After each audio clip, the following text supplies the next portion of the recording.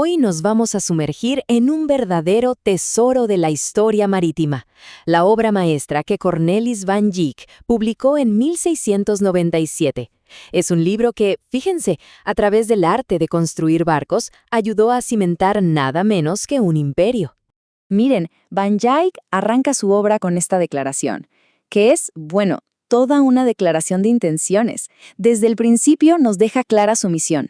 Venía a resolver un problema gigantesco en la que era, probablemente, la industria más importante del siglo XVII. Pensemos en esto. A pesar de que los neerlandeses dominaban los mares, construir un barco era casi un arte secreto. Cada maestro tenía sus notas, sus trucos, pero esto llevaba a errores carísimos. Podían botar un barco y que resultara ser un desastre total tanto para los dueños como para el Estado. Van Dijk vio que esto no podía seguir así. Hacía falta un sistema, unas reglas para todos. Y para empezar a construir esos cimientos inquebrantables, Van Dijk hace algo muy interesante. Se va al mismísimo principio, la historia del Arca de Noé. Pero ojo, no la analiza como un teólogo, sino con la mirada práctica de un ingeniero. Y aquí es donde la cosa se pone fascinante. Van Dijk básicamente dice, a ver, olvidémonos de esos diseños enormes y complicados que proponen los teólogos. Él argumenta que Noé, siendo un hombre práctico, habría construido lo más sencillo y efectivo, algo parecido a una barcaza neerlandesa, de fondo plano y lados rectos. ¿Por qué? Porque curvar maderas gigantescas para un casco redondo habría sido una locura, una tarea casi imposible. El arca solo necesitaba flotar, no navegar por el mundo. Simple y lógico.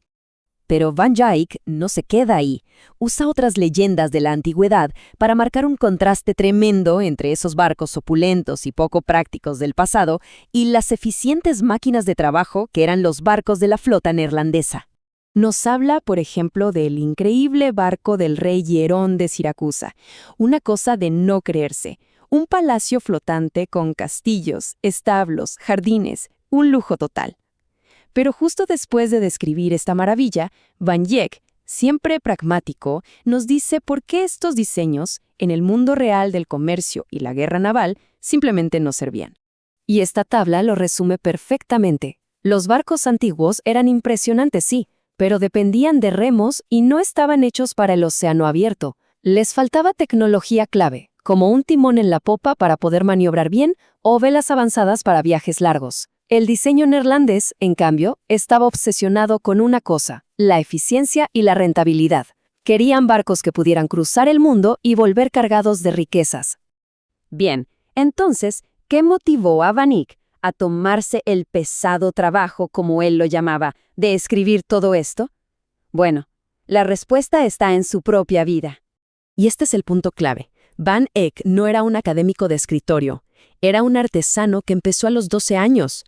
Él vivió en carne propia ese remolino de errores en los astilleros. Cuando heredó las notas de su tío, vio la oportunidad de unir esa sabiduría familiar con su propia experiencia para, por fin, crear un sistema que se pudiera enseñar y repetir, salvando todo ese conocimiento para el futuro.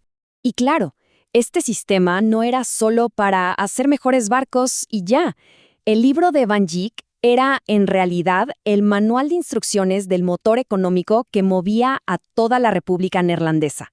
Fíjense en el detalle. El libro está dedicado a los directores de la Compañía de las Indias Orientales, la famosa BOC. Eso ya nos dice todo. Él mismo llama a sus barcos los más perfectos que jamás hayan cruzado el lomo del océano, porque sabía que eran ellos los que traían la riqueza de los lugares más lejanos del planeta.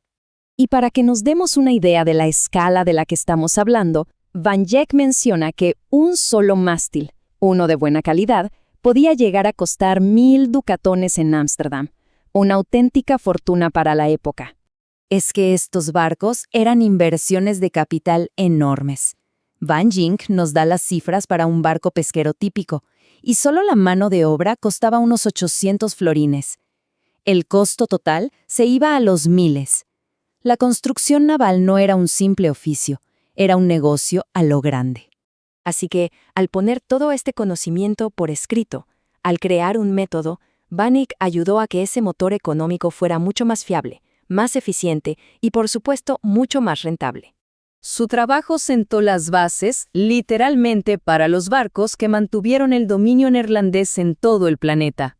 Y todo esto nos deja con una pregunta flotando en el aire, ¿no? En nuestra época, con tanta innovación y cambios tan rápidos, ¿qué habilidades, qué conocimientos vitales se están pasando solo de persona a persona, por tradición, esperando a que llegue a un Banjik de nuestros tiempos para salvarlos del olvido?